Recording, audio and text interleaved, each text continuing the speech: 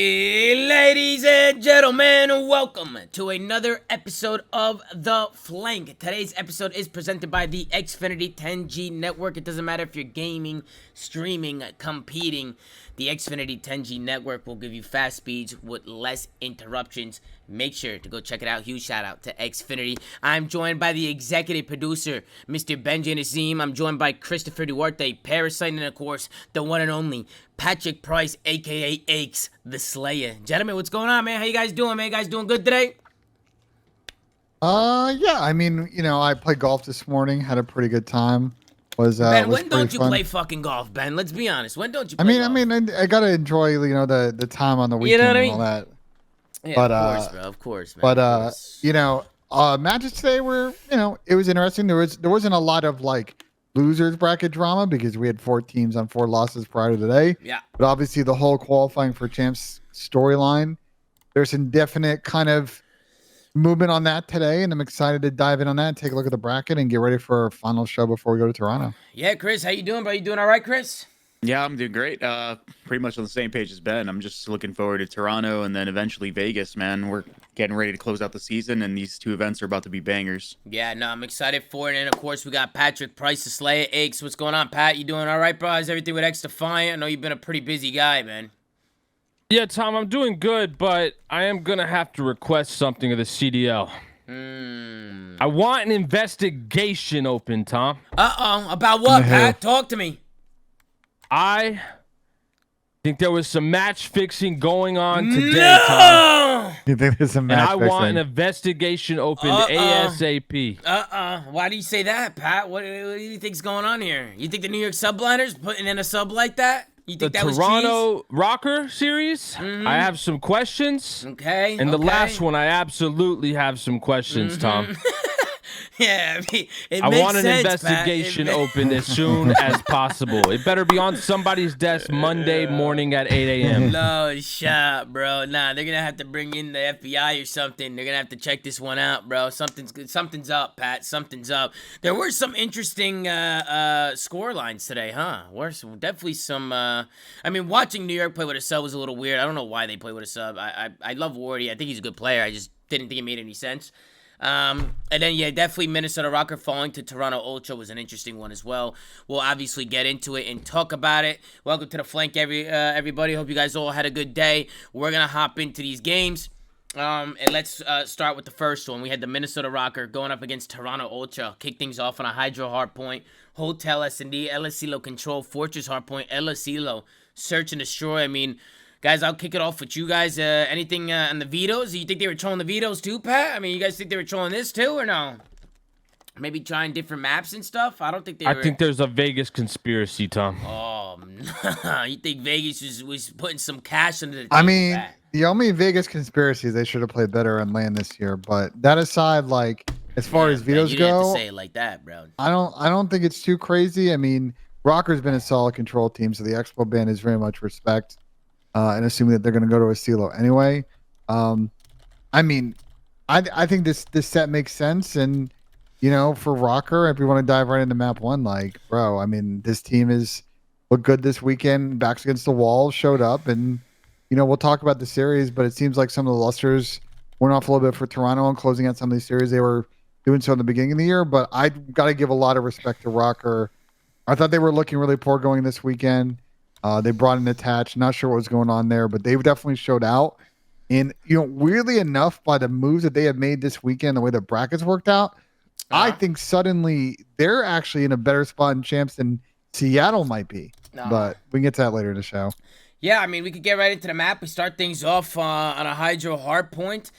Pretty good break early on from the Toronto Ultra. Thought this was maybe a little bit of a troll here.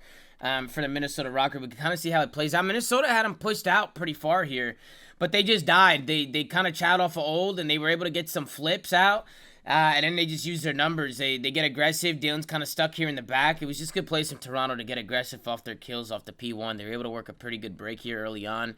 And get some good time. And then going into the P3, same thing. I really like the play from Hixie here. Some people didn't notice it during the watch party, but take a look at the route. He takes a super deep route here.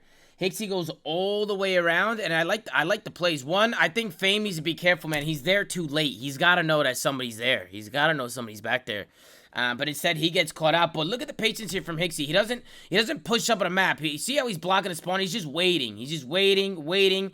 That way, he can block the spawns. His teammates are going to spawn on him, and then the other guys are going to spawn out. And then you can see as soon as his teammates spawn up, they get aggressive here towards the point. It was really good plays from Hixie. Just a good individual play.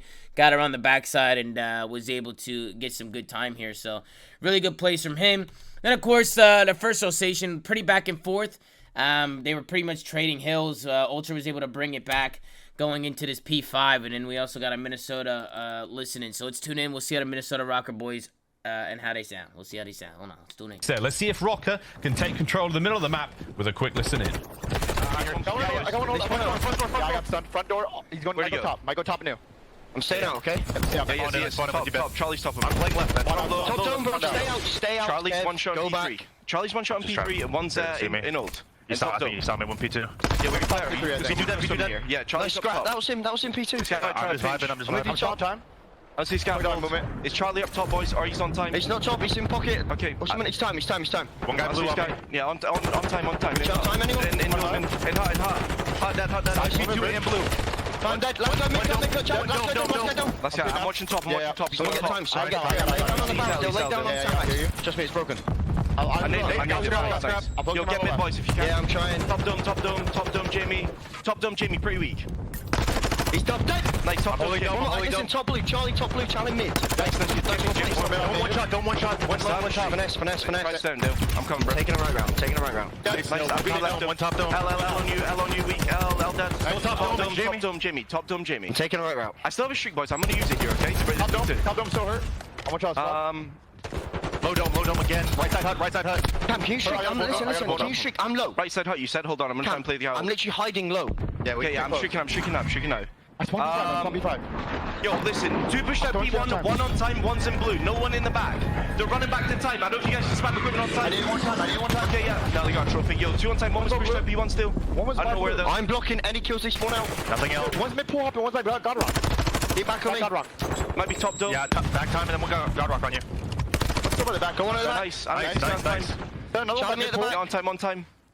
I'll see him. I'm netting back time. Deep back. All right, listening sounds pretty good. I mean, guys, talk to me here. Is Minnesota peaking at the right time here? Their comms sound pretty good. Their last few matches, their teamwork has been really on point. I mean, is this? Do you think nothing's gonna change at the event, or do you think maybe they have some momentum here? I mean, Pat, what do you think? You think Minnesota might have caught some momentum here, or what? I mean, I think it's kind of a do or die mentality for them at this point, Tom. But I mean, look, I know some people weren't a big fan of this change originally, right? Afro being the one to come out of this starting lineup, but. Yeah. I mean, I've been telling you guys since they made this change that I didn't think Afro was as good as y'all did. Obviously, he passes the individual eye test, but on a team level, the way they play, I mean, I like this move personally. I think Dill is an animal. I think Chris, you were mentioning that like Fame should have been running the sub this entire time. Yeah. He So definitely I should have think been running a sub this entire time. Right, exactly. Yeah. So I mean, I think it was just. Rokkr failed originally and for some reason stuck at it for so long that they're finally just making up for their mistakes. I mean, I don't know if they're peaking. I just think this is what this team could have been if they would have made the right moves from the get-go. I mean, Chris, you agree with that? Go ahead. Yeah, I do agree, but I also think that Ben's playstyle with the sub is like he's super ratty. He's always taking routes and stuff like that. So if you have a player like Fame who plays traditionally a little bit more around the objective, he's probably gonna be with his AR players a little bit more than Bance, who's kind of always like trying to make the forward play on the map where he's just trying to get ahead of the other team. And if you have like a player like that on your team, like you need someone else to supplement that like baity role where they're just kind of like flying out and playing around that objective. Otherwise you lack pressure. And I feel like Afro again was like one of those like roaming slayers, and I feel like Fame and Bance just have a little bit more chemistry in that aspect. And yeah, I think Attach also, obviously he's been playing really good, but Cammy's also stepped it up a lot. Cammy before, he wasn't playing too good up until their recent roster change with Fame, and then now he's kept up that momentum with Attach. So, I mean, they're just all clicking, I think, at the right time when they need to the most. Yeah, I mean, I think they slowed down the roster too, no, Chris? Like, I think slowing the team down in general would help Cammy. Yeah, I mean, their comms are just really good. Like, they just all, it seems like they're all on the same page, and they're like actually coordinating things. Like, even though like it didn't work out perfectly, like the where Ben was, and then like Cammy calling in that streak and how they executed it, and the comms, like it was perfect. I believe the teamwork was their biggest complaint when they got rid of Afro. I think that was like the main thing. They just felt like they weren't meshing together. They weren't like seeing eye to eye type of thing. You know what I mean? This map honestly got pretty close. I thought Minnesota with this P4 rotation was gonna be able to lock this time down and run away with this one, because they were doing a pretty good job staying ahead of the game. But Ultra got a smooth break on this one, and we could kind of see how it plays out. I mean, is there anything here that you think Minnesota could have done differently? Because Cammy's coming from old. He finds one. I feel like this guy Dome just doesn't have a lot of help. You know what I mean? I think it really just comes from a guy dying and spawning out at Old Hill. You know, once that guy spawns out in the back, they're kind of forced out. Chris, do you think it's better to maybe just play a little bit tighter there instead of being pushed out Dome on that rotation, or do you think it was a good play for the Minnesota Rokkr to stay pushed out there? Definitely play tighter, but there's like a thing that there's so many people try to like force this whole like map control thing where they want to be pushed out and spread out and covering all lanes, and they spread themselves too thin. What you want to do most of the time is you want to play tight, but if you do opt to spread the map a little bit, those players that are on the outskirts almost kind of want to play off the contact of the main body of the team. So let's say that guy's Dome, right? Instead of actually actively looking at Dome, playing for Dome, hide, play some cringe ass spot, hide in the water, do something. As soon as they get to Dome and like his teammates are like, yo, they're Dome, like they're, because obviously their people are on the hill are living and they got the headies, play off their contact, make a play. But people just do it backwards. Yeah, I also think maybe there might have been an overchild here from Vance. I don't know. He died on Hill. I felt like maybe he could have stayed down on Hill there, like behind the rock or something, and played off of Dylan. You know, like played off of Dylan's contact there in the back. But as soon as he dies, then Dylan is just completely screwed. Like Dylan is just all the way in the back. Attach can't do anything. He goes down. It was a really good break from Toronto Ultra. I like how they used their numbers and worked their trades through Dome and just kind of went around. They were able to win some big fights. So Minnesota, I thought they were gonna run away with it, but Toronto Ultra, they get a really big break here at the end. And then as we go into the P5, I mean, it's Hixie again who makes the play. It's a couple solo plays, one from Hixie and one from Kleenex. You can see Hixie, he's taking that long route again. He's like that long route player for these guys, you know? This is what he does best for them. He does like the fundamentals, he does the little things. He goes all the way around the right side, takes the outskirts of the map, goes for a swim, and Fame, he gets caught out in the back again. First in the P2 in the first rotation, or the P3, and now again here going into the P5. And you can see right after that happens, Toronto just collapses onto this point, and they were able to break on in, I believe, and get some time here. But it was Kleenex who finds one, jumps the corner, finds another one, kind of just disrupts the setup for Minnesota Rokkr, and that's where Toronto Ultra were able to just kind of put this hill on a hold, get some time here, and then I believe at the last second, this is when Minnesota, they start spawning out. This is when things get scary, right? This P1, P2 rotation, especially when we're going into a third set. Everybody's taking routes. Everybody's going around. But Minnesota, they get the kills. I actually thought they made a big mistake right here, and I'll kind of show you where. Right here, boom, that two-piece. I think when they get this wipe here, the biggest kill right now is just insight pinching P2. Then they kill him. That's 3 dead. They know the last guy is top plat. There is no reason to double chow this guy. Cammy wide swings. He goes down. Dylan tries to climb up. He goes down. They get two-pieced, and then Toronto Ultra was able to try and make this a run. You know what I mean? I feel like Minnesota's got to close it out there.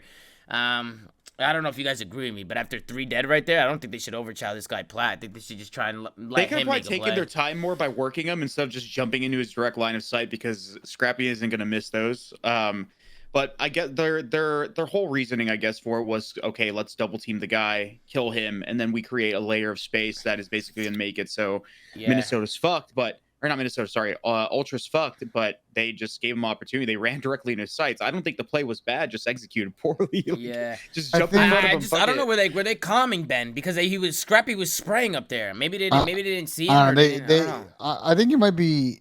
I gotta agree with Chris. I think the bigger mistake would be back it up too in that situation. So go back up to when he gets the 2-piece. Let's look at the time in the game and how much time is left in this hill. So it's 2:31 to 2:15. They get these 2 pieces. They get another kill. It's a 3 dead. Toronto can win off this hill and win by like a decent amount, 10 seconds. But look what they do. Scrap inside the 2 players left. They both hold L triggers. Number 2, Hixie, the sub, has actually got to swim. kills a lot of time. Hill is white, but he's not actually hitting the hill. He's going all the way around. And what was a winnable situation for Toronto, if they actually tried to stack this hill and win off a P1 or get close enough, they don't actually do, and they burn their opportunity to actually win on this hill by trying to play for P2. No, I see what you're saying. It is hard though to win off a P1 like this. So even if they got in there, it would have been probably hard. They probably were too scared to. They might have been scared to push. It's a good point though, Ben. Like if you do the math, I don't think you can live the hill white for like 15 seconds like they did. I think you got to try and get some of that time. And yeah, it's going to be difficult to stay behind that box and not get killed by the guy top dome. But trust your ARs, or one of the ARs needs to calm, the other one needs to try and take out Cam. They kill the guy top dome and they get hill control. Yeah. They can push up and watch them. They cut. You never know. You can win off a P1. I mean, it's very risky. I think either or was like the play. Them winning would have been completely on like not luck, but Minnesota fucking up there, because again, like they just try to they do one or the other. They either play for that time and pray it works, and then if they don't, they pretty much lose because Minnesota auto rotate, or they try to keep them off and see if they can bait them into overcommitting to that time and have Hixie go to the back and try to flip spawn. So yeah, I mean either or would have worked, just didn't pan out. And I love the corner here going into this last P2. Look at the corner here from Bands, bro. He is such a gritty player.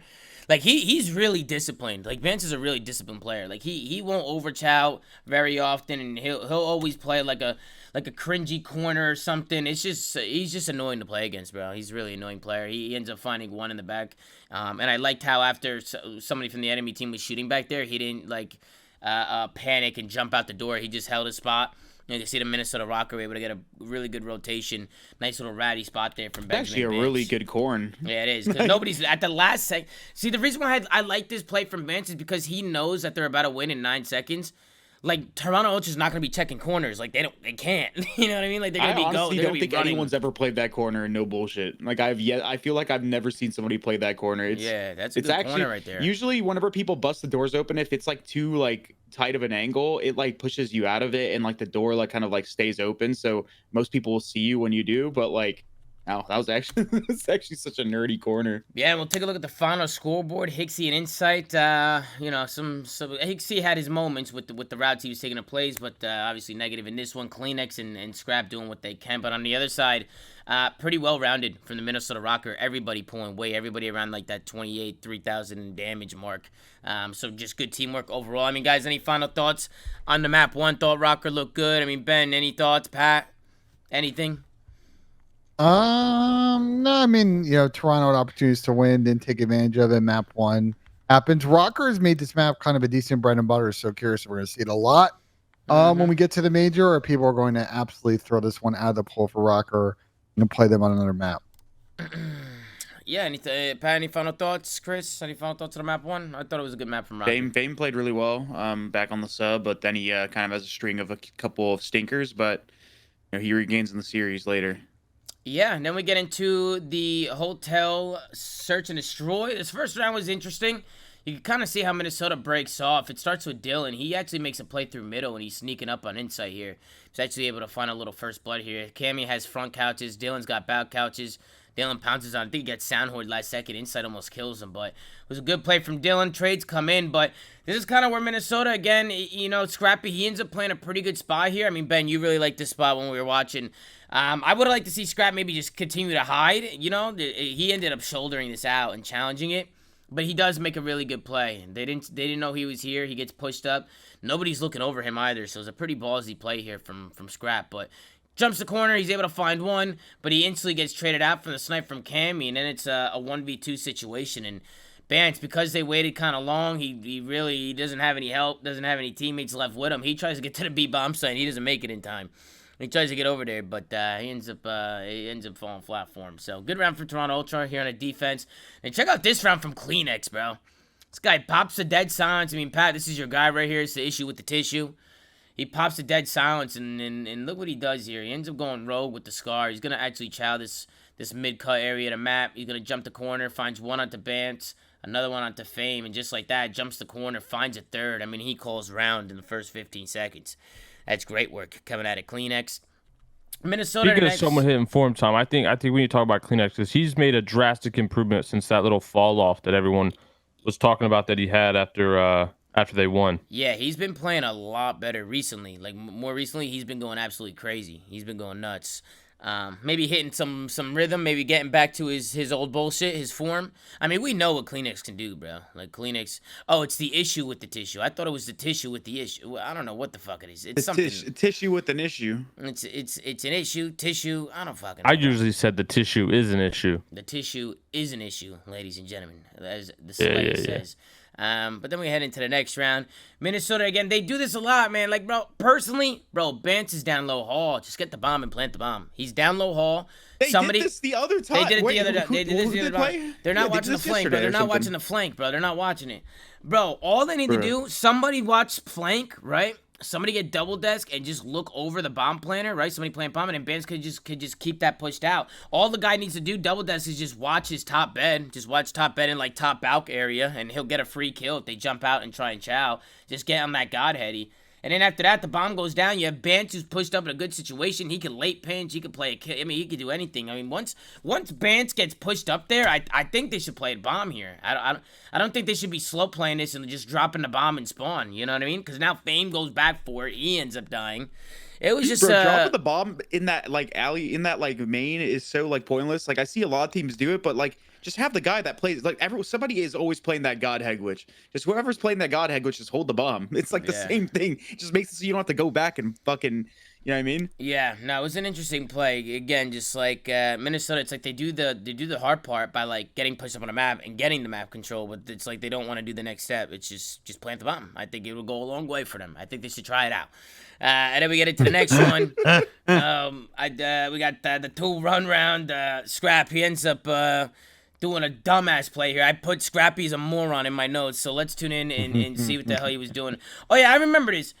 So right here, Scrappy pushes up bed. It's a 2v4 situation, right? For in favor of Minnesota. Kleenex finds one. Scrappy finds another bedroom. They know he's bedroom, so there's 2 guys left. Scrappy's in a 1v2. He just gotta kill bedroom, bro. They're gonna hop the bomb here every day of the week. Why wouldn't they hop the bomb here? It's planted for double desk. Scrappy's not gonna be able to see it from bed.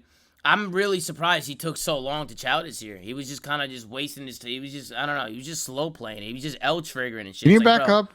Can you back up and see? Look how it plays out. Scrap finds one bedroom. Kleenex finds one mid. They go down.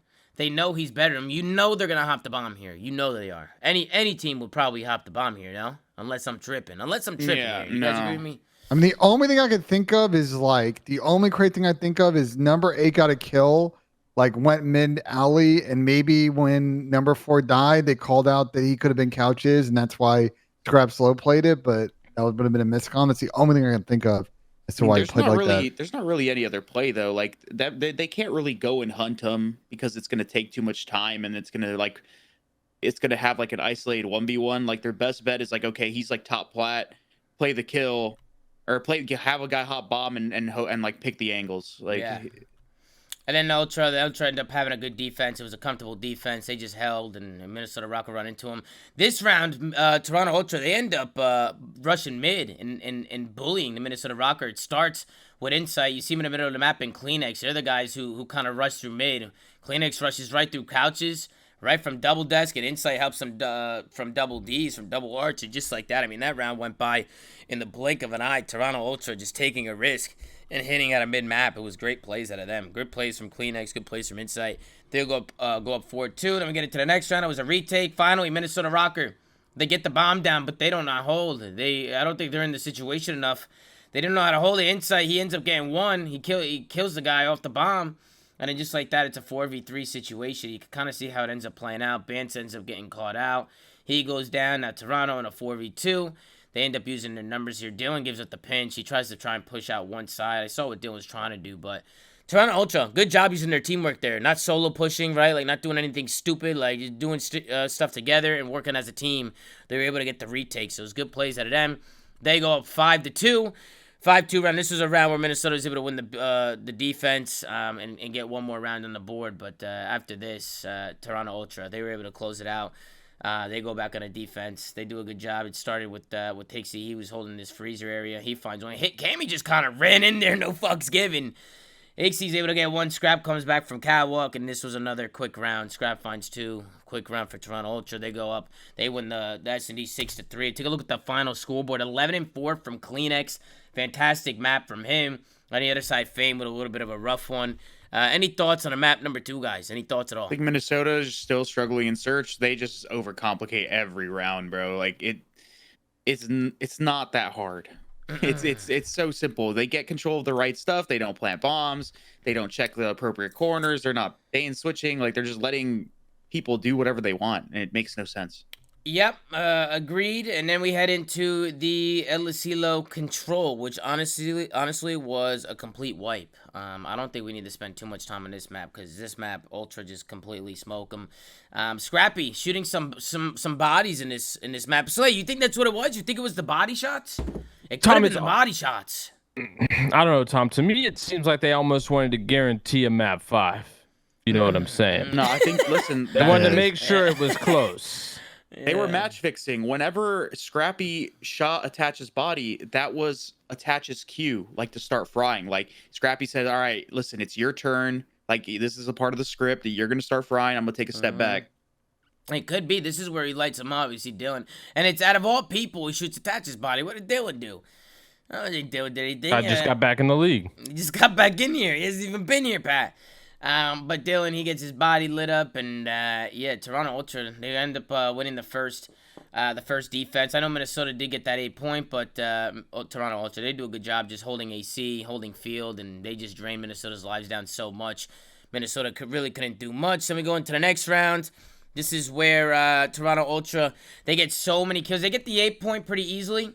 They end up at the last second, not easily, but the last second, you can see how they were able to do it. It was actually Insight who makes the play. He finds a couple kills and was able to get his team onto that 8-point here in the outskirts. Just really nice shots out of him. He finds one, and then with the team shots of Hixie, they find 2 to get that 8-point. And then, of course, getting this B-point was just super gritty. They just do a lot of solo plays. Like Scrappy, Kleenex, they were just able to constantly stay alive on this B-point and just get kills. You can see Hixie, he got pushed up. He ends up turning around. They knew he was there. They were looking for him. But Scraps, he finds one. He's able to stop the clock. And then Kleenex, he wins another big fight. And then once that happens, Toronto Ultra do a good job just staying aggressive here. Kleenex keeps getting big W's or big wins. And then after that, once they kind of pin Minnesota Rokkr back, Ultra do a good job just keeping that pressure on them and not letting them breathe and not letting them get any map control. Toronto Ultra, they just keep flooding. They get the stacks. They get the kills while they're on the point. And Minnesota Rokkr can't really do too much. They end up falling here on their defense, and then we go into the last and final round, which is where Toronto Ultra just outslay Minnesota Rokkr pretty bad. They pin them back in their spawn. They outslay them pretty bad. They drain their lives quick. And Minnesota Rokkr, they couldn't get anything going in the control. Maybe a little worry for Minnesota Rokkr's control. You think maybe they got to work on control a little bit going into the major? What do you think, No, Ben? Toronto is one of the best control teams of the game and has been all season. I wouldn't lose too much sleep over this map. That being said, as they just brought Dylan in, only had a couple days of practice, don't be surprised if certain maps fluctuate in and out of the map pool. And I think for Rokkr, just curious, like, where their hotel control is at, because if they actually are decent with Dylan, that might be a interesting curveball to start tossing at this major. Yeah, I disagree. Ben, I think Rokkr do need to focus on both control and S&D, regardless of how good Ultra are at this map and combo. I mean, I don't think that's anything close to what I just said, but I agree. You should focus on all the game modes so you can win. Damn. All right. Damn, bro. Pat and Ben got some beef, I think, bro. I think they got some beef going on. Quick little 3-0 victory. No way, for Pat. Toronto You just bent over, bro, and let Ben step all over you. No way. I think Ben just changed his up. Ben literally said that Rokkr shouldn't be worried about control, but I think they should be worried about control, especially considering Talking they're about going a up CeeLo, against. but all good, man. All good. Bro, Pat. You didn't Pat, specify. Dude, Ben just good boyed Pat, bro. That's crazy. Get some didn't listening specify comprehension, that. brother. Listen, you didn't specify that. Not only that, Ben, that's a map that Breach like to play as well. So, and that's who they have round 1. I don't know if you knew that. I don't know if you checked the bracket yet, but that's who they play. I know Boston like to play that map. I mean, that was a big pivot they made, you know, kind of out of when Fortress got out. The thing for Boston is they haven't played a lot of Expo. So, I mean, yeah, we'll see what happens. Yo, if I bought boxing gloves to Toronto, would you guys like scrap? No bullshit. That'd be good. That'd be good content for sure. If you guys scrap it up a little bit. Kleenex and tissue is I don't want to have to find a replacement for the show, guys. Come on. Oh, that's not right. Dude, Kleenex went crazy. 28 and 14. Guy got over 3,000 damage. I mean, he was the hard carry in this map. I mean, that guy was going absolutely nuts. Shout out to him. Any final thoughts here to Control? Probably not, so we'll just move on to the next one. Slammed. Absolutely pissed on. Absolutely slammed. Then we get to the next one. It's a Fortress Hardpoint. To start things off, I actually really liked the way Minnesota played this P2 to P3 rotation. You could kind of see how they hold or how they break through this P2 here. You look at how they do this. So they end up getting kills front, but I just like the aggression. I like how they just, with 20 seconds left, like they make use of their kills. They end up storming right through to this P3, and they were able to work a nice flip. Because if you rewind it just a little bit, I mean, look at Toronto Ultra. They're coming from the front. They're able to break on in. They have good spawns. They have time. Minnesota did a good job working some kills here and playing from a flip or playing for a flip pretty early on here, because they were able to get some pretty good time here early on. You can see how they do it. Dylan finds 2 kills in the back, and then Bance, he catches somebody slipping. I think Kleenex got stuck in the door What or the fuck is something. Toronto doing? I don't know. Nah, bro. Scrappy's chilling at the back, and I think Inside is like laying down behind the stage right next to him. I don't know why they door. overchowed there. I don't know why. Yeah. What the fuck? Zora. Actually got the two freest kills of his life. Yeah, and then they ended up flipping them out, and then Minnesota was able to get a massive hold here. They get a lot of time on the P3. And then it was actually the P4 where usually this is a pretty hard hill to break, but Minnesota do a really good job holding time on this P4 hill. And I think it's just because they win these initial fights, right? Coming off of old, like they win these initial fights P1, it kind of gives them like a second to breathe and get some map control. And you can kind of see how when you let it play out, they get set up. You know, they're playing tight. They have rails. Dylan does a good job. He was sitting on a little 3 spree. Actually, Dylan went crazy here. Dylan Attach was going nuts. Just holding rails and just finding a lot of kills. And then he keeps it going as well. He ends up getting the cruise missile. He ends up going on a 7 spree. So, good plays from Dylan. They get a big hold. And then we get into the P5 hill. I thought Scrappy went big here, because Minnesota Rokkr, they have the P2 spawns. They're blocking a P2 spawn. Any kill they get, they're flipping on P3. And then Minnesota, all they got to do is not get pieced, but Scrappy pieces both players in close, and I think that just once he gets both those kills, the P2 spawn opens up, and Toronto Ultra were able to work a flip. So just really big plays coming in from Scrappy here in the P5. And then going into the second P1, I wanted to highlight Cammy's play here. I thought he did a good job here, just getting here early. You can see how he kind of gets pushed out here, coming off of that old P5. I don't even know how Cammy ended up getting there. We should let it play out. Did he spawn there, or did he end up just getting through somehow? Let's see this works. Maybe the flips come in. Yeah, the flips come in. Yeah, the flips come in, and everybody else, his whole team spawns out.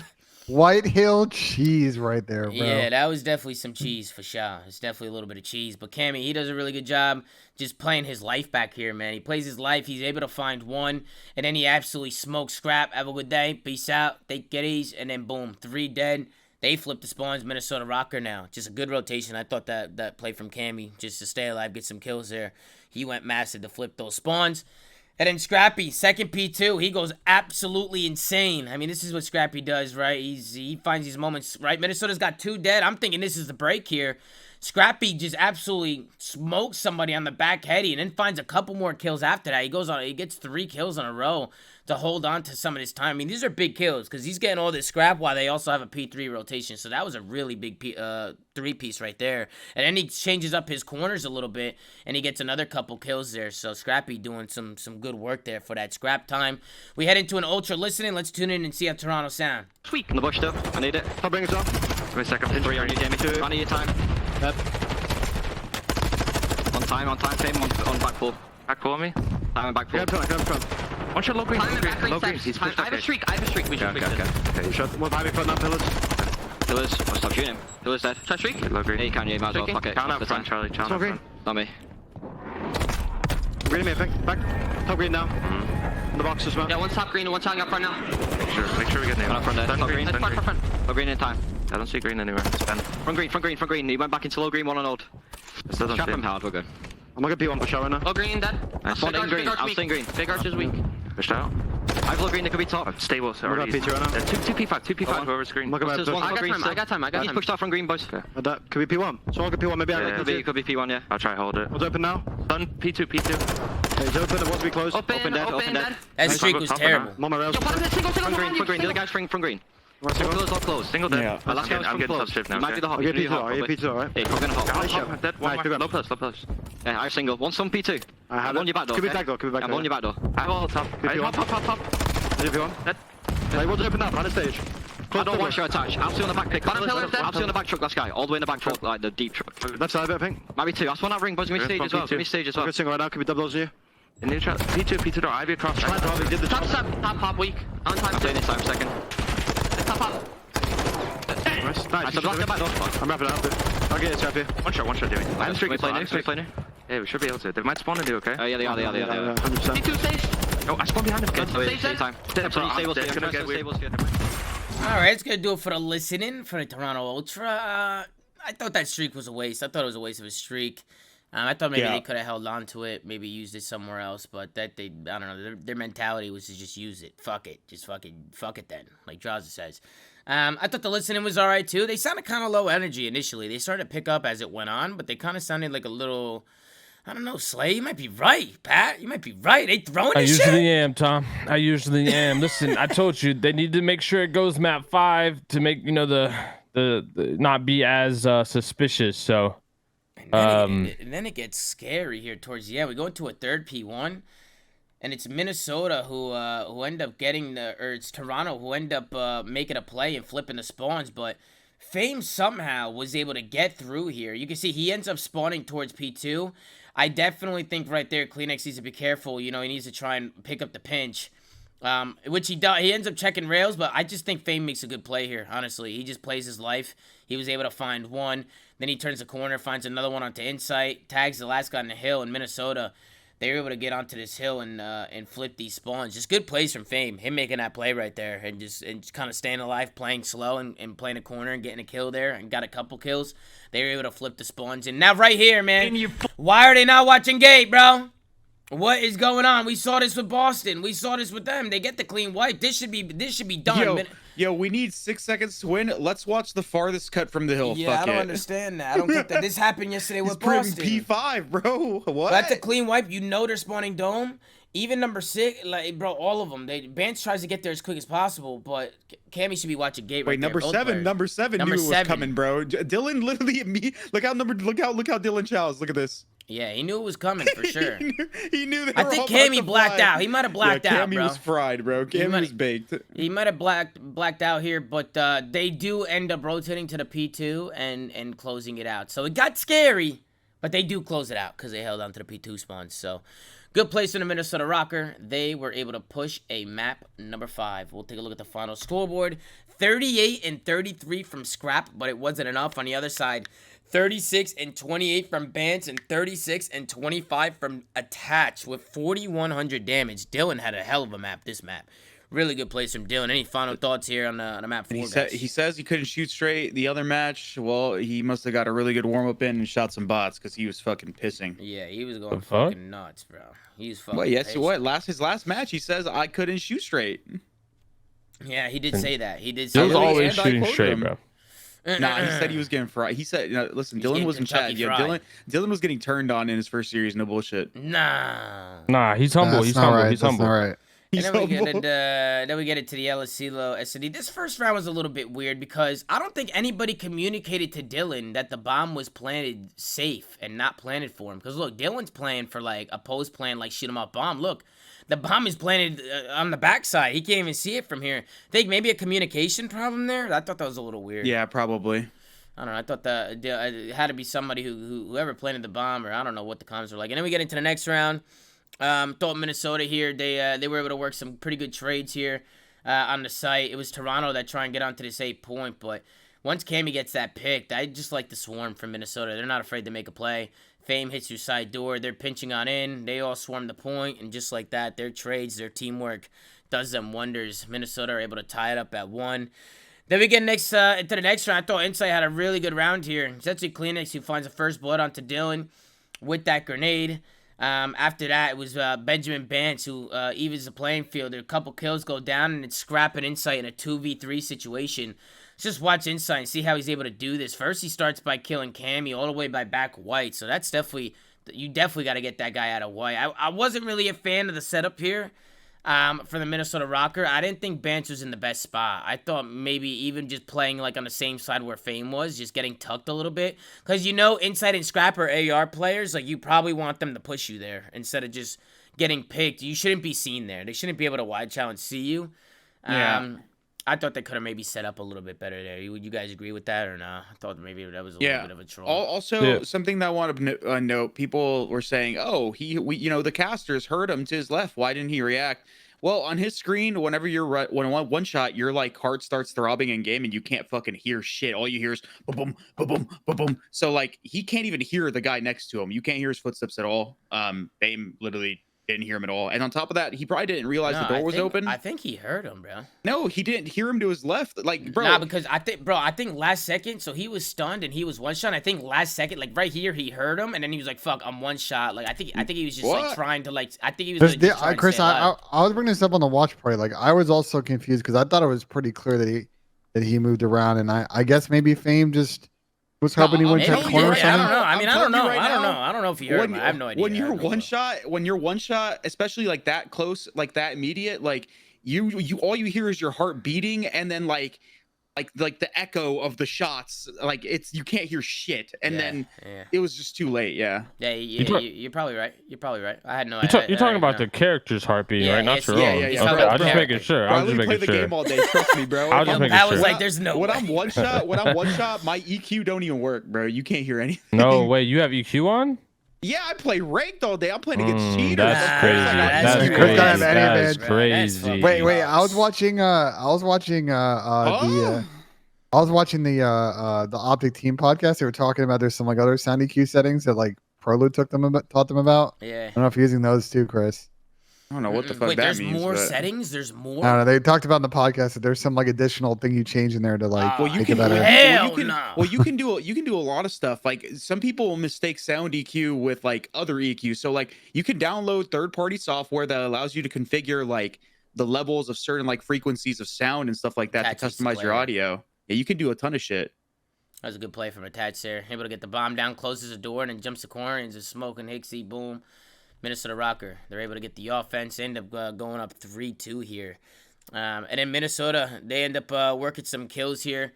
Or not Minnesota, Toronto. They end up working some kills here. Top catwalk. I thought if Cammy was looking at this, he would have got the kill. But you can see he gives it up, and Kleenex, he was able to kill him. But Kleenex didn't see him initially. Cammy tries to snap on him, but good shots from Kleenex with that Vaznev. They end up getting a couple kills here. Quick 4v2. Toronto, what a quick round. They just rushed Courtyard, rushed Radio. And they were able to get the round there. So we're all tied up at 3. Then this round, it was actually Minnesota that get into this bomb site.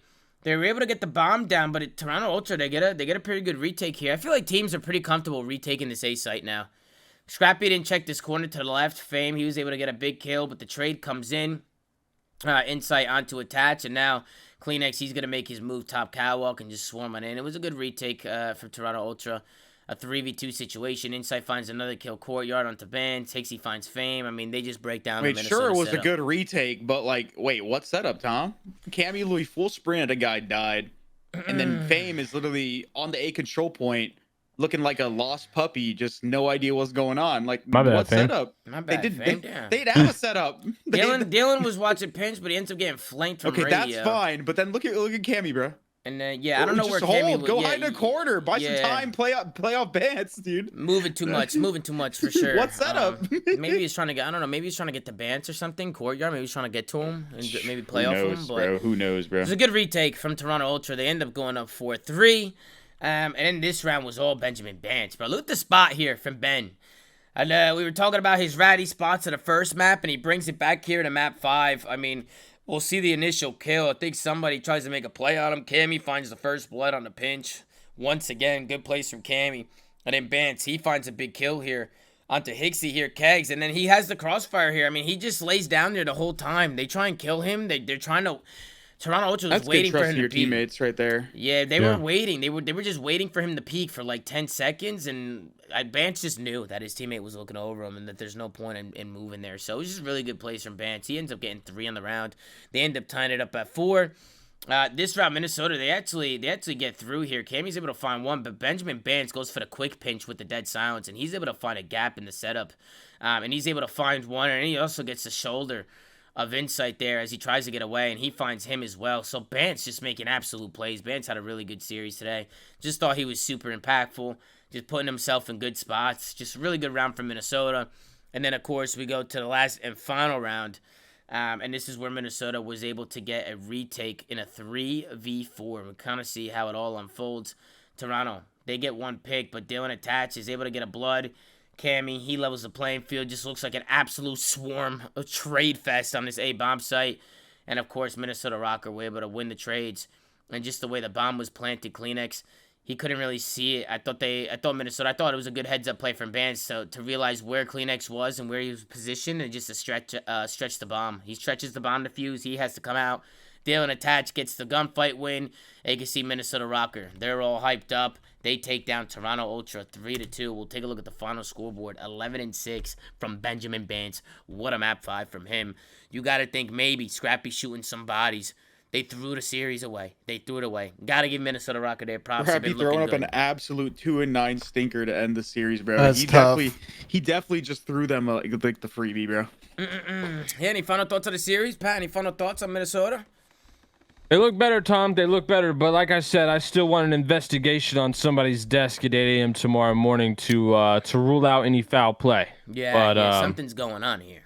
But otherwise, I do think Rokkr looked better, and I think that's good going into the end of the year because, like I said, Tom, we were at a 4-team league. You know, maybe some teams can make a case for us being at a 5 or 6-team league.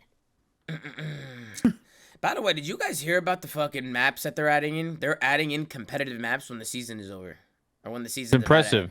It's impressive. Isn't that fucking crazy? Isn't that nuts? That makes absolutely no sense to me. At least I won't be bored playing ranked. They add those. But that's just like, what if the maps are like godlike? I'm going to lose composers. Like, we Maybe could just have had got these the whole trolled, time. bro. We got trolled. You know what I mean? And do they know apparently, the season schedule? Do they know that the whole year is over? Schedule, how much papanya they fucking smoking we might have to host some off-season tournaments on the new maps. Now that I think about it, it actually makes sense, right? Because this was going to be a 2-year cycle game, right? That was the original plan, was that it was going to be 2 years of this. So they were probably thinking they were getting these ready for the new season until the game did bad and they had to throw in the new title. So yeah, maybe. I'm not really too sure what was going on with that. But yeah, any final thoughts? Ben or Chris, you guys got any final thoughts? Absolutely not, bro. I'm a little concerned about Toronto's ability to close out some game 5s recently.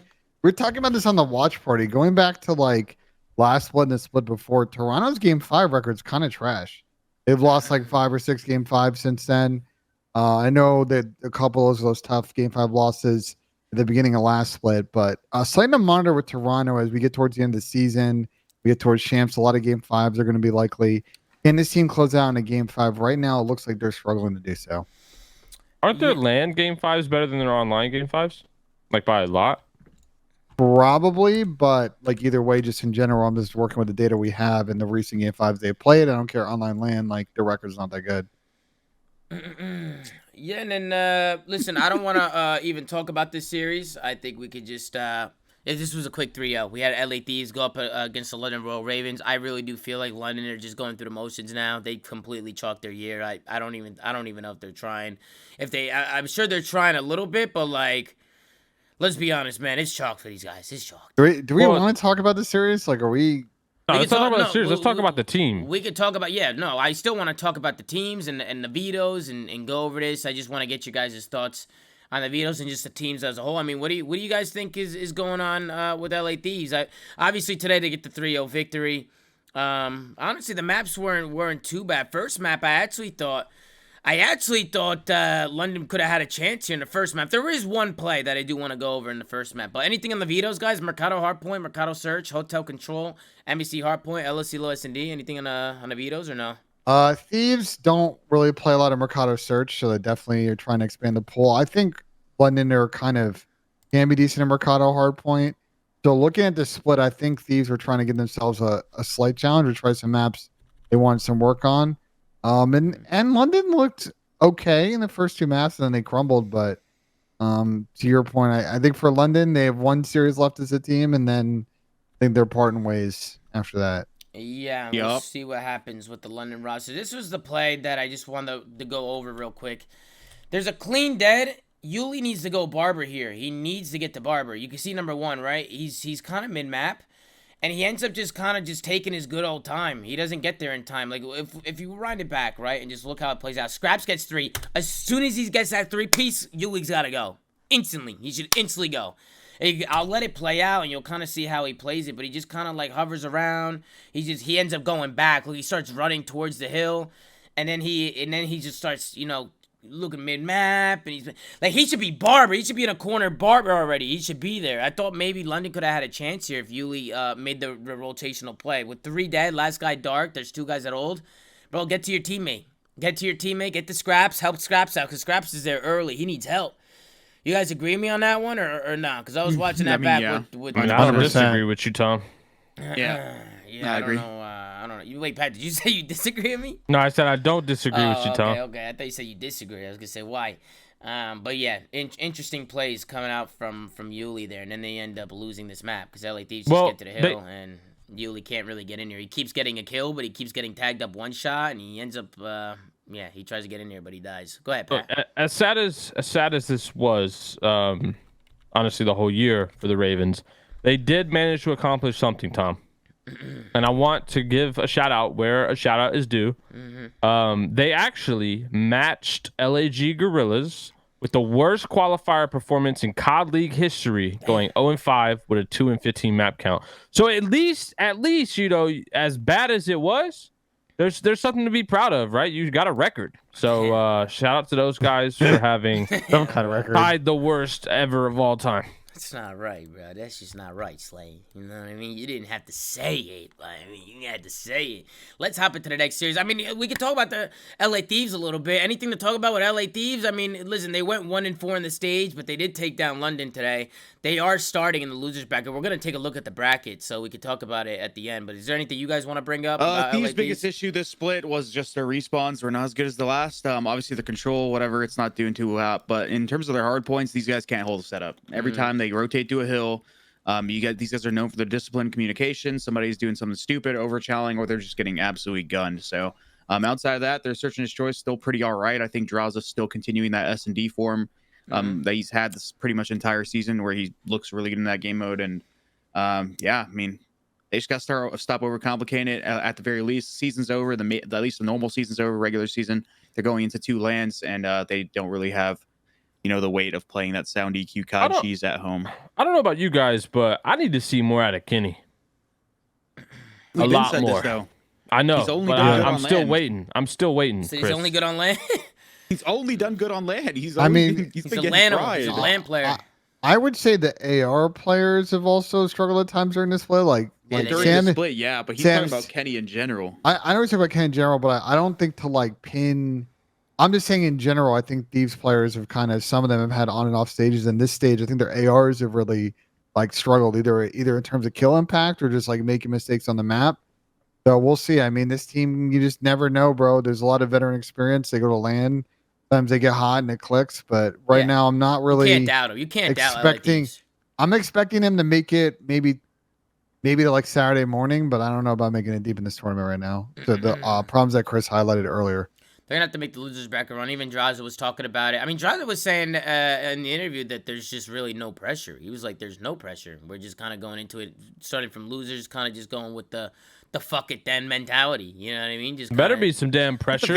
At the Because very Nate least, Shot's got the private jet gassed up, ready to go to Shanghai, Tom. Yeah, nah, he tweeted at the Chinese book. He's trying to learn at the Chinese. very least, their communication's still always good. So I mean, like, they're always aware and they're always like trying. The effort's there. They just need to execute a little bit better. Which I think now that, like I said, the regular season's over, that whole like online LAN type of mental block that these guys obviously have, because they've literally said it before and we've seen them do it on both.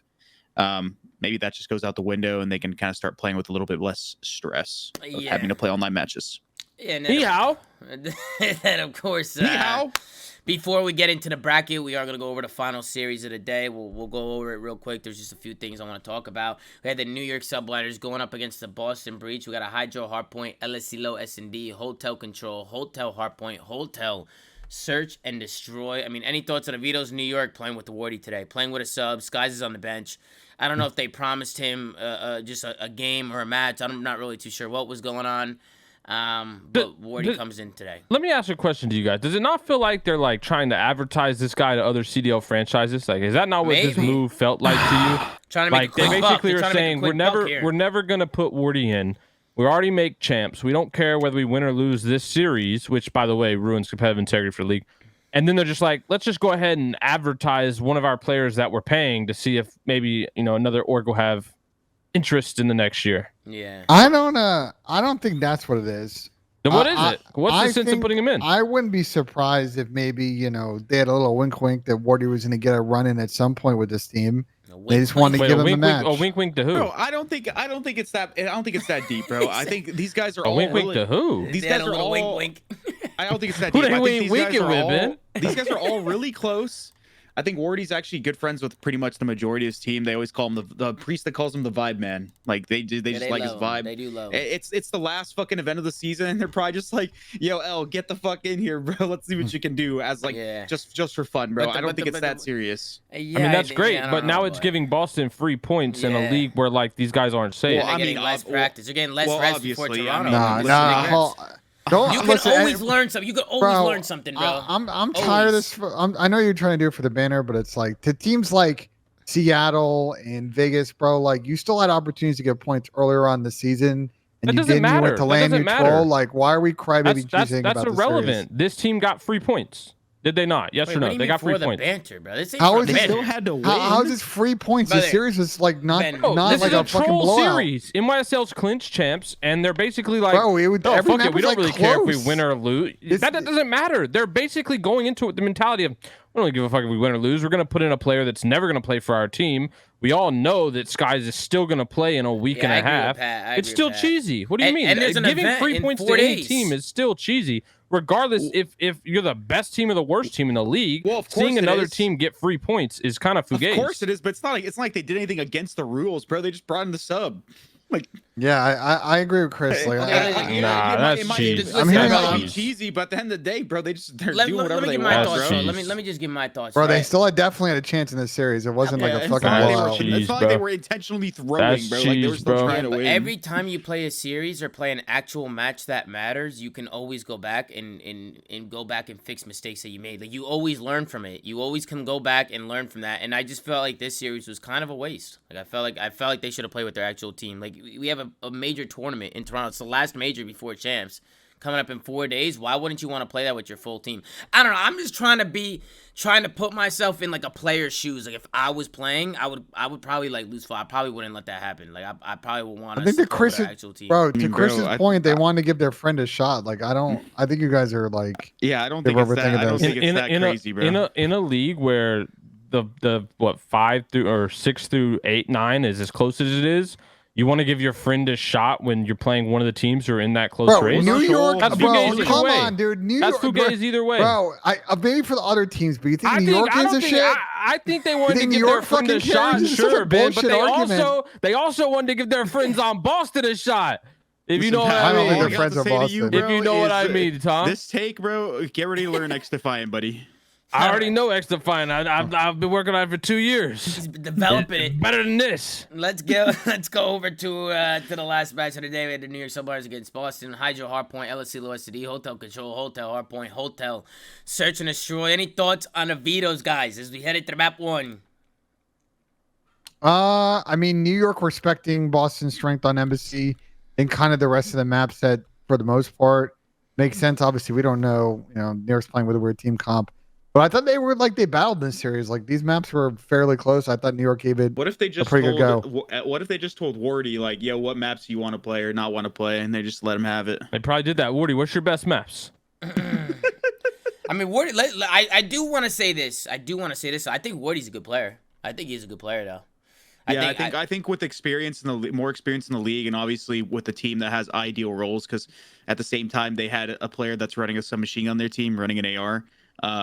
He could definitely be a good asset to a team, but I think a lot of people know that. I think if you followed the Vanguard season at all, Wardy was gross. I think he just got, obviously he was a sub on New York. Wait a second. Whoa, go ahead. What am I seeing right now? What's the matter, Slay? Who would NYSL have gotten if they would have won this match? Vegas. They would have got Vegas in the bracket? Yeah, I'm pretty sure. And if they lost, they would have got who? They're playing Toronto? Who are they playing? Are they... No, Yeah, I'm pretty sure it's Toronto, right? I'm not sure. I'm not too sure. Somebody's got to look at that. I'm not too sure. Kids in the chat and said, I want bro, it's not that deep. verification. We'll go LOL. back to it. I want Kids said, bro, it's verification. not that Bro, deep. like- Bro, it's not that deep. I got a DM I from want Kismet. verification. I got a DM from Kismet. It's not that deep. We spoke around the beginning of the year about Wardy because he was a close friend that if we were in a position where we wanted to allow him to shine and show his talents, we would allow it.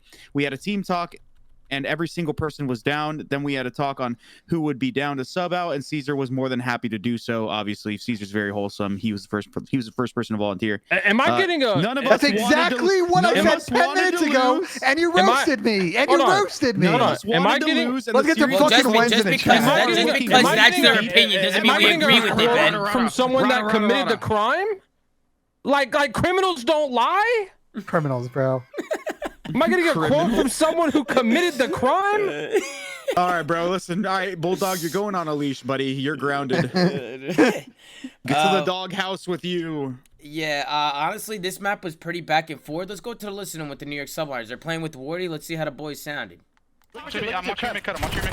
Top down. No, mid-cut, get it out. Mid-cut crimp. Okay, relax, okay? Yeah. Don't go wall, guys. We good. Ready? With visual red, okay? Ready? I don't see him bridge. Give me broken probably, or mid-cut.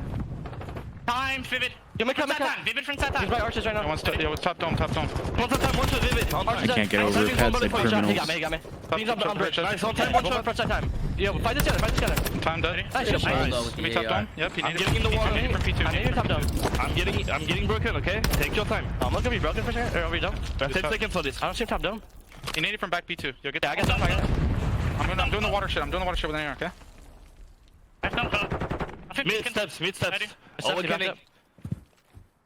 I don't see him time. How many dome? Backside time. It's backside time. Weak. Weak and then Mid P1. back door really weak. P1. Elbow. Ready? He went down. Bottom dome. Yeah, it's one up. Top dome. One shot after wake. He jumped in the water, I think.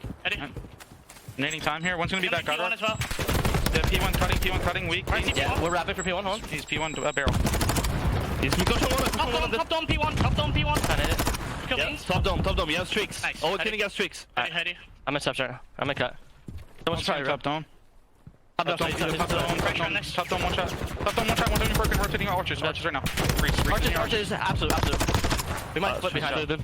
We're good. I'm watching the doorway. Vivid, wake, listen, cramp and bean. I have a trophy on new. I'll block the back, alright? I heard you. Cramp and beans. You did wall route. Front cramp. Alright, looking for beans as well. Ready? I'm stunning your water. P1, absolute beans. Yeah, one's top right of new. He's in new. Yeah, I'm Coming. Away from the node. We spawned out. Yeah. What's the difference? Alrighty, that's gonna do it for the listening for the New York Subliners. I thought they sounded pretty good. What did you guys think? Thought the listening was good? To me, the only one that sounded like they wanted it was Wardy, Tom. What do you mean? But Hydra was literally like P1. No, that was Paco Wardy. was- Paco Hydra was was the one screaming. going. Paco was screaming. Hydra was like, "Yo, calm down. You guys are talking way too loud. We're not supposed to do this good." No, I don't That's think. all I I don't heard. think Paco said that. I don't even think he said that, Pat. That's all I heard. I thought they That's sounded selective pretty hearing, man. I think Boston did a pretty good job on his P3, just keeping it hill white. They end up just running through front here. We kind of see how it all plays out. They able to spawn a few players out, and it was just good placement. I think New York maybe just went a little bit too crazy here. They just overchowed mid-map, and it was actually the Boston Breach who was able to flip some of these spawns out. You can see Wardy, he ends up going down first, and then Boston, they end up just getting pushed up on the map, so they're able to get Wardy to spawn out. And then Beans finds another kill onto Kismet, who's challenging out front, which I think Kismet should try and chill a little bit there until there's less time on that old time, just so he doesn't flip out like that. Because a couple guys end up flipping out, and Boston doesn't get a lot of time, but this hill is just white for so long that for a team that didn't have a rotation, I thought Boston was able to get in there. They ended up getting like the last 20, 30 seconds, but it was a good play from them. Thought maybe New York there on the rotation, they need to just get a little bit more discipline there. They ended up losing some fights, and Boston do a good job. We go into the second P4. This is where NYSL bring it back. They get a really good setup. They just rotating, holding. They lock down a lot of this P4. And then here, the P5, Kremp goes insane. He ends up saving this hill. I thought New York was about to get in here and make a play, but take a look at the plays here from Kremp. He's going to jump down, line two guys up. He's going to find two, jump the corner, find a third. Last guy coming through back door and get ace. He finds four. Phenomenal plays coming out of Kremp. That 4-piece was big because they ended up locking down the last of that 25 seconds and coming into the later half of this game. That is really big time. So really big plays coming in from Mr. Kremp himself. And then we get into the last and final hill. And I thought going into this P2, it was just kind of, these two guys in the back. It was Wardy and P-Dog. They got to kind of go big. They got to try and make a hero play happen. But Beans and Awakening, they go massive. Beans gets a massive 2 kills to the front. I feel like Beans did a good job here recognizing that 2 players were still spawning out. You can see him turn around. He was able to find one, and he turns the corner. He turns around, helps his guys on hill, and he finds 2 kills. Just good awareness from Beans to recognize that there were splits coming in. 2 guys were going around, and he was able to turn around and pick up those pinches. So big plays from Beans there. It was a really good play from him. Take a look at the final scoreboard. 28 and 21 from Beans. 24 and 16 from Big Wake. Everybody from Boston pulling weight in the damage department. On the other side, pretty even across the board. It was a good map 1. Any final thoughts on the map 1, guys? Between New York and Boston. Any thoughts, guys? Any thoughts? No, it was a good gritty hydro battle map 1. I thought Wardy looked good, and for New York, maybe opportunity in the search with Wardy. Maybe his timing's a little bit different, and it was also a battle. I thought New York actually played really good, getting off to a good start in this one. Yeah, and then we hop into the LSC S&D first round. Hydra, he snipes over field while Kismet just runs right through. Hydra finds a snipe. Kismet's able to get pushed up all the way here towards top mountain, and Beans, he gets caught off guard. I mean, it was just a B hit from NYSL, and they sent one guy field, one guy looking over him, and then the other 2 guys just kind of watched their pinch and played through mid, and it worked out flawlessly for them. They go up 1-0. This round, I was a little annoyed with Beans. I mean, in a 1v3 situation, listen, I know that it's tough to clutch a 1v3, but at least try to clutch the 1v3. At least try. I just didn't, with 30 seconds left, he just sits top here. He just sits up here. He doesn't even try and get the W. If he was on a streak, I would understand that, but I would he's like to saving see his gun, bro. He's on an eco. He's on an eco round. What's Like the he's got to fucking make eco sure. round? It's stall attack, bro. You want to bring it to the next round? Like that shit's expensive. Yeah, basically. Yeah, I was just like, come on, bro. At least trying to get, bro. You run straight to that bomb with 30 seconds left. Maybe able to find 1 kill. Maybe shit on somebody. Make it a, you know what I mean? He might have been able to do something. Wait, I'm I know actually it's mind hard, blown. but He gave them their field upgrades. everything, back. trophies, dead silence. Fucking, He's not even on streaks. You know what I mean? They were just it was perfect for them. It was perfect for New York. Let me go into the next round, and New York they do the same thing. They end up playing towards B. Kremp was able to find a blood. They make it a 3v3 situation, but P-Dog, he ends up playing through field with Hydra looking over him with a snipe once again, and he ended up getting his bomb down. Wardy was actually going rogue here in the middle of the map. He throws a stun down, finds Kremp over on the A site. While he's doing all this, you can see the NYSL boys, they're working the B plant. P-Dog finds a kill top middle, and 2v1, B plant goes down. P-Dog in a 1v1 situation. I thought Beans might have had an opportunity to clutch this here. He does a good play getting Hydra, but P-Dog calls in a dead silence. He's able to get the 1v1 win. P-Dog and their NYSL, they go up 3-0. This was actually a really quick map. They end up winning this one 6-1. We'll kind of run through it and just see how it all goes down. Look at Beans here in his play in a 1v1. This was an interesting play out of Beans. He doesn't go for the bomb plant. He plays the kill, and he catches Wardy slipping. This play, Wardy is so faded, bro. Like, New York was close to booking him a first-class picket to China after this one. There was 0.5 seconds left. Literally. Bro, once it hits like 1 or 2 seconds, do not, like, he's probably not on it. Like, don't check it. And if he is on it, then fuck it. Like, just check it. After the bomb goes down, just hold it. You know what I mean? And not even that. He got gunned. Yeah, he lost whole. I don't think he expected him to be chowing like that. I think Wardy was fucking mind blown. That was the only round Boston was. Yeah, 100%, 100%. And then Wardy, he makes a good play. NYSL, they get the rush. They rush A. They get the bomb down. Pretty typical round from NYSL. Pretty normal round. Just rushing A, getting it down, playing a post plant. This round is when Wardy takes the route, led the route here, taking a risk, playing confident. You can see him on a mini map number 6 now. He starts making his play right through Keg Lane.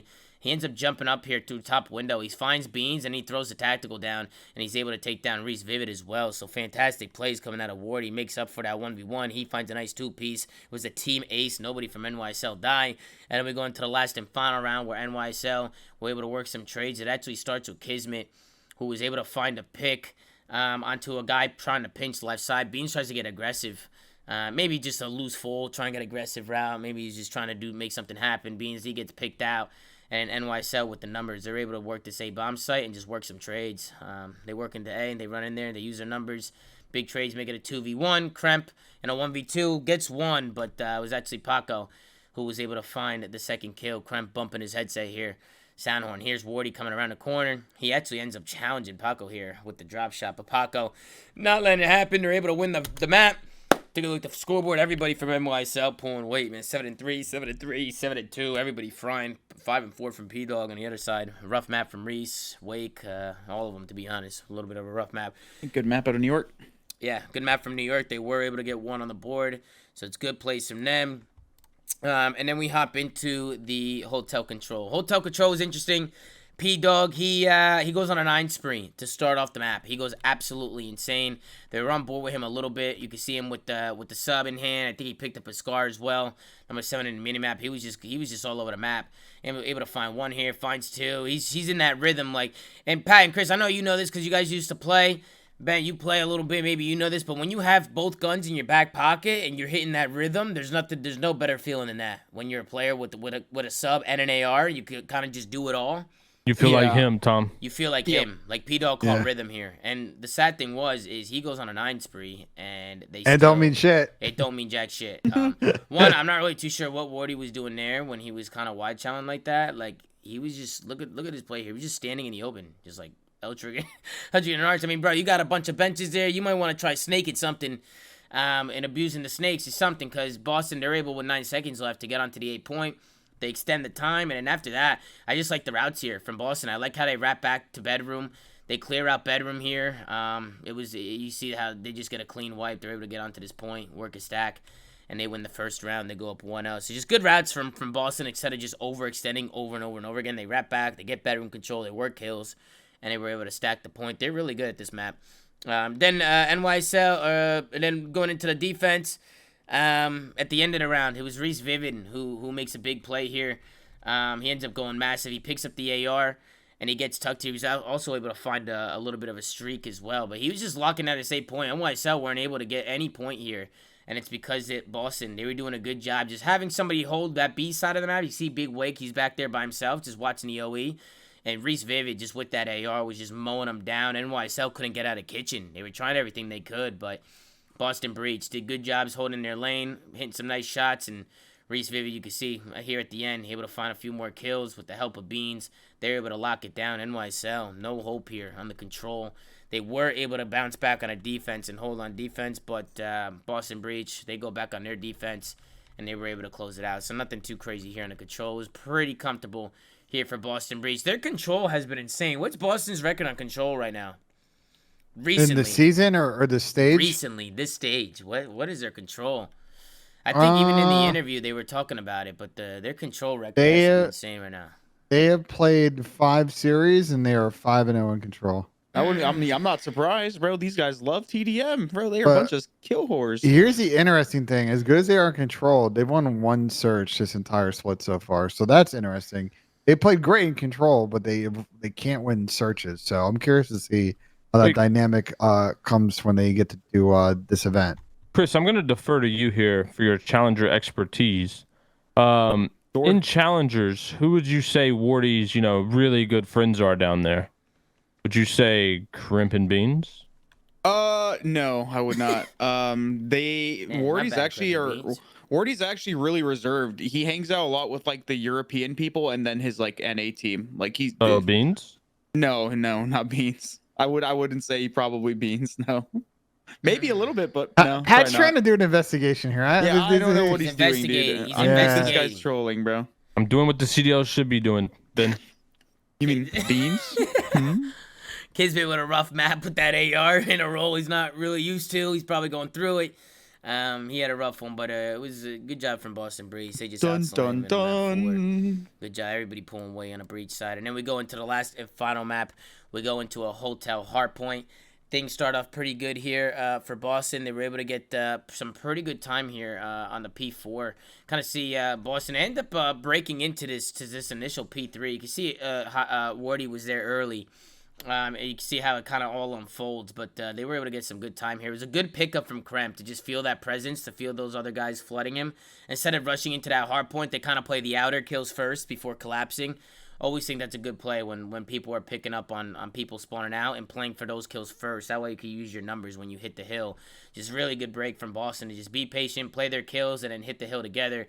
They end up getting some pretty good time here. I know NYSL was able to get back in there at the last second, get the last 20, but as they break in and get the last 20, that allows Boston Breach to get a really good setup here on a P4 hardpoint. They're able to get a lot of time here. I like the setup too. Just get a guy in hill, get a guy main desk, watch your pinch, and you're good to go. Because even if you die, you're going to spawn here. You just work trades. Boston Breach, they were able to lock down some time. They get the trades here.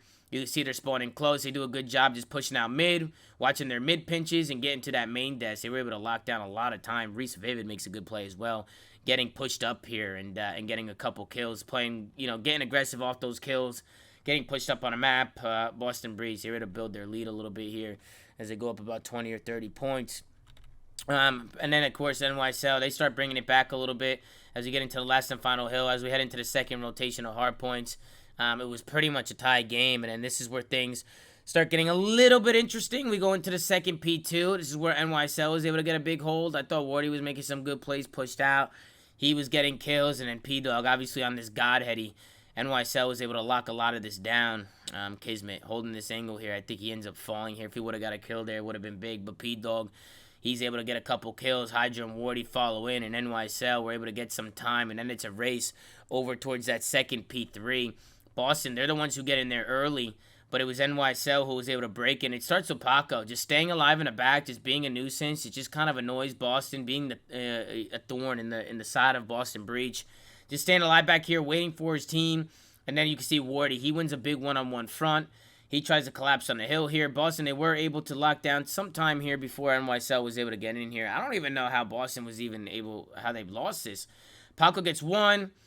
Wardy and Kismet kind of run through the front, and Kismet, he finds two. I mean, it was just a good swarm here. Priesta bought so much time and lured so many players out of the hill. Reese was initially one of the players on the hill. Said he runs out the back, and then they chase him out.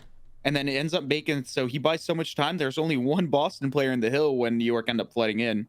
Yeah, you can see it's pretty sick. Yeah, Vivid tries to jump out at P-Dog, and then they can't kill him. He just does a good job just staying alive, and you can see all the Boston players focusing him. And as they focus him, that opens up the gap, right, for his teammates to kind of just run in there. Good plays from P-Dog. That's why playing your life is so important. If you can play your life and be annoying, it just helps your teammates out. It just makes the other team panic. Really good plays there from P-Dog.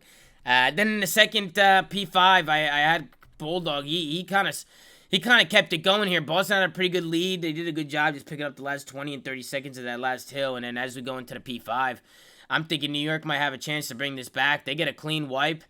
This is a good opportunity for them to get a pretty big hold here. And then as they all fall, it was actually the Bulldog who was fucking trying to play for his life here, bro. He was going crazy. He was laying down in the middle of the hill, and they couldn't kill him. He finds one on the big wake. All his teammates are dying around him. Shit is blowing up. The Clayster vapes are everywhere. He finds another one on the beans, jumps the corner, finds another one on the cramp. I don't know how Kismet was able to stay alive here. I thought for a second New York might have been able to make a comeback here, but I will give it to Boston. They do a good job getting to that new hard point. Maybe a little bit of a misplay from New York. They did have the good spawns initially, but they ended up losing it. You can see Paco, he comes off spawn. He ends up pushing through mid. He didn't block Kitchen. Maybe a little misplay from Paco there. Maybe he should have just stayed like Kitchen until his teammates spawned up. Just keep that spawn blocked. What do you guys think? Keep it blocked and then maybe wait till those guys spawn out and then try and make a play. Because instead he pushes up and he ends up spawning. The Boston team ends up spawning right behind him. So I think it was maybe a little bit of a misplay there from Mr. Paco. Running back. Yeah, you see, so look, Kismet goes big. He gets one kill. I think maybe he would, because Boston could have won there. I don't think Paco thought that Kismet was just gonna go rogue like that and piece up their whole team. I think that's why Paco ended up giving up the spawn, because he was like, fuck it, I gotta go. Like, I gotta make a play here. Well, I think he assumed that number 7 was gonna spawn on his side, and he did not spawn there. Right, and so that's why, spawned, yeah, and which I don't even know, like, how that even, you know what I mean? How did it? That's just like random. If Paco wouldn't have gone through mid, he probably would have retained the spawn by just taking the normal route to hill. Yeah, I think him pushing out of mid, I don't know. I think it might have messed up a spawn. He might have there. opened it. It Yeah, says I think this if he was is still fucking- like cat room or like freezer, whenever like that guy would have spawned, he probably would have spawned Because they're behind bossing him. at the good spawns and they just hold. They play corners like back kitchen. They get a pretty clean wipe here, and they were able to close this one out. They only need 20 seconds to win. They have New York spawning front. They have them funneled here, and Boston with the spawns and everything. The crossfires, New York wasn't able to get in, and this series was all she wrote. Boston Breach, they win the series 3-1. 39-24 from Big Wake. What a map out of Big Wake, man. He went fucking crazy. 32-20 from Cramp. Everybody pulling weight from the Boston Breach, but really good map from Big Wake and Cramp. I thought, actually, to be honest, Big Wake and Cramp, they were everything. To be honest with you, they were fucking everything in that map. I'd still kind of wish this Boston team would try out someone else for Beans, but I feel like the Major 5 online qualifier was their chance to do so, and obviously they went with the Vivid for Nero play. Beans has been going crazy this stage. He's still inconsistent, way too inconsistent for me, and I think he's also very inconsistent on LAN as well. Yeah, I mean, well, either way, they got their Kremp pickup, they got Vivid back, and they've been looking better since. If they do really well at this LAN, we probably won't have this conversation, but we'll see. As for Wardy, because I mean, I think these guys are obviously the real star of the show since he got his opportunity. I think Wardy's a good player. I don't think he had any too bad of stinker maps. I think he played all right. I think, like I said before, I think if you give this guy an opportunity in the league next year, because I think submachine guns are usually pretty hard to come by, I think some team will be pleasantly surprised because he's actually a very talented kid. So good for him for being able to at least go out there and not drop a stinker. Yep, he was doing his thing for sure. Wardy's a good player. But yeah, New York, they play with a sub. They end up losing. Boston Breach, good plays. And then here we are. We have the Major 5 bracket for the Toronto Ultra Before we get event. into this, Tom, I want to ask. Yeah. Is there any reason that I'm limited to bet only up to 250,000 channel points on Ben missing the putt? Because that's what I was trying to bet all my channel points. But I'm limited at 250,000 on no. Is there a limit? That's weird. I don't know how that stuff works. If there's a limit with that shit, I don't even know. I have no idea. That would be cool though if you could drop all of them. You know what I'm saying? Yeah, One thing, just go that's all what in. I was trying to do. All in on Ben's future. Not bet not the said that you house. can only do $250,000 per Twitch rolls. That's what Nana said in your chat. Twitch got to update them. Well, let's take a look here at the final bracket, right? This is going to be the bracket for the last major of the season before we head into Call of Duty Champs. Let's take a look. We start things off. We got winners round 1. We got Optic Texas going up against Florida. We got Boston Breach going up against Minnesota. Atlanta FaZe versus Vegas Legion. Toronto Ultra versus New York. And then in losers bracket, we have LA Thieves, London Royal Ravens, Seattle Surge, and Los Angeles Guerrillas. They'll find out who their opponents are as the winners bracket go through their matches. But I say we could go through some of these matches, give our thoughts on some of these matchups, and guess who we think is going to win the overall event. We'll start off with the Optic Texas going up against the Florida Mutineers. I definitely think this is an event where Optic need to come out and take care of business, right? They've been going crazy the last 2 stages. They've definitely been looking like the best team online. I think this is their tournament to win, to be honest. They've been looking really good going into it. I know there's been some little rivalry cheese, right, with the Dave Patty back in the day in Florida, right? Optic fans in Florida, they don't really mix, but people are saying it's not a Florida curse, it's a Dave Patty curse. I know Vickle tweeted out, I'm benching myself and bringing in Dave Patty. So shout out to Vickle. But who do you guys think is going to win this first matchup? I'm probably going to go with Optic in this one. I think Optic is going to come out and do what they do. You know what I mean? But who do you guys got? Chris, who do you got? Optic. Easy choice. Ben, you going with Optic as well in this first matchup? I got Optic, but a little bit of a curveball, some first series cheese. I think this one's going to go to a game 5, and I think you're going to see Ant make some big plays for the dub for them to sneak by in the series. Interesting. Slay, who do you got? Slay, you got Optic in this one? This was interesting for me, Tom. If it was any other team, I would say Optic here, but because it's the Mutineers, a round 1, a day 1 matchup, I think it could get interesting. I agree with Ben. I disagree with him, actually, that Shotzi's going to make big plays down the stretch to get Optic a dub. I think it's going to be Dashy down the stretch that gets them a Big dub, Boosie. Tom. You think Big Boosie's gonna be that guy for them this weekend? You think it's Big Yeah, Boosie? yeah. Interesting. So, like, he has been on point recently. Bruce has been on point. We'll see what happens with Optic versus Florida. I think all of us got Optic. They've just been looking too good in the last couple of stages, especially online. They've been going absolutely nuts. So, and at the events as well, getting top 2 placings, right? So they're definitely looking to win this one. Then we go into the next one. Boston Breach going up against the Minnesota Rokkr. I'm actually going to go out of my way here and say Minnesota Rokkr are going to win this one. I just think they've been looking good. I think moving Fame back to a sub did a lot for this team. I think Fame's really good with a sub. I like the plays he makes with it. And I feel like he looks pretty confident with it as well. It looks like he's been hitting form. And then on top of it, I think bringing Dylan back into the roster, it's just something about the team now. It just seems like they're clicking and that they're actually working well together and that they're all on the same page. And I think when you have a team that's all on the same page, they can be looking pretty deadly. So I'm actually going to go with the Minnesota Rokkr in this one over the Boston Breach. But Chris, who do you got? I got Rokkr as well. I think Rokkr played pretty decent at the last major with Afro on the roster, and they look better now, at least online with Attach. So I expect them to make a decent run. However, if they do lose that match, it's crazy that they end up playing Ravens and Vegas end up playing Surge if they lose to FaZe, man. It's got to be tough if you're a Vegas fan seeing the way this bracket turned out. Yeah. Ben, what about you, brother? I'm gonna go a little different. I think Boston will take this last map. I think Boston has matched up well against Rokkr, obviously with different teams throughout the season. I'm trying to remember. I think both times they basically smoked them. Maybe they dropped like one map, but I think this one will be a little bit closer, and I think Boston will clutch up in the game 5. Pat, who do you got in this one?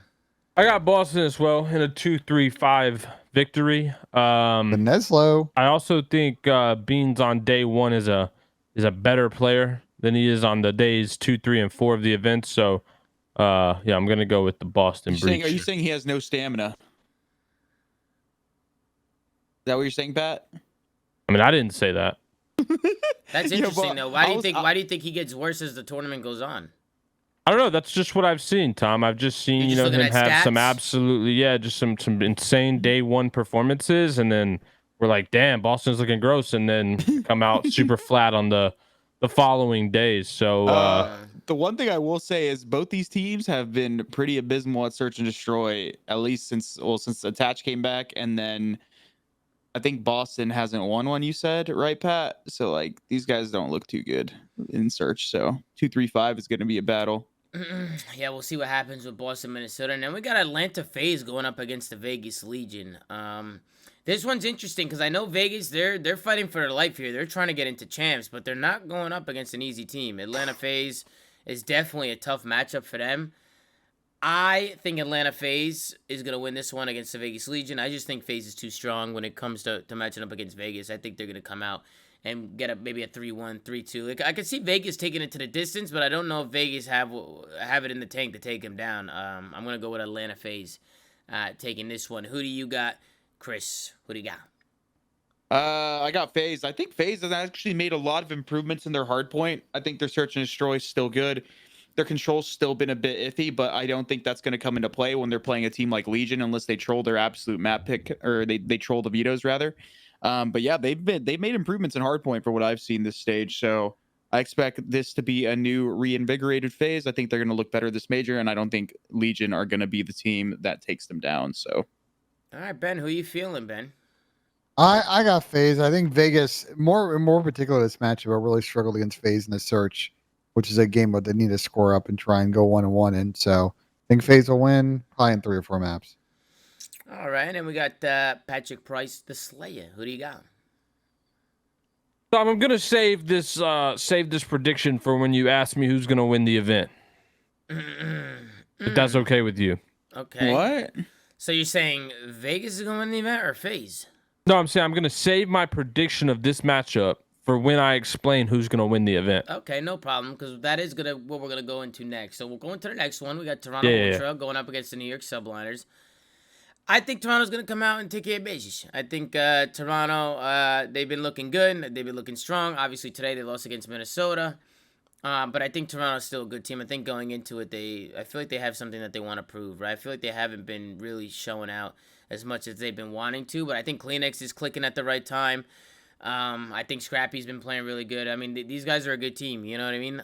It's going to be a tough matchup. If there's going to be a nail-biter series, I think it's going to be this one. I think this series could be an absolute nail-biter. I could see this one going either way. But I'll just go with Toronto Ultra. I'm just taking a gamble. Honestly, this one was hard for me. I'm not really too sure. Chris, who do you got in this one, Toronto or the New York Subliners? I think both teams have been playing a lot better this stage in comparison to the last.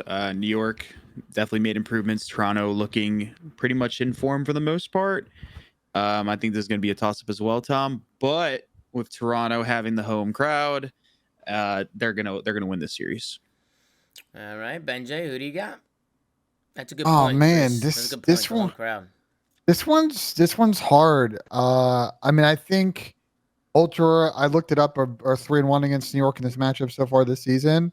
I think Toronto's going to feel good with the home crowd. I'm still a little concerned about Toronto's ability to close out some of these series, but even if it goes 5, I think the crowd will help them get there, and I have Toronto going through in a fun one against New York.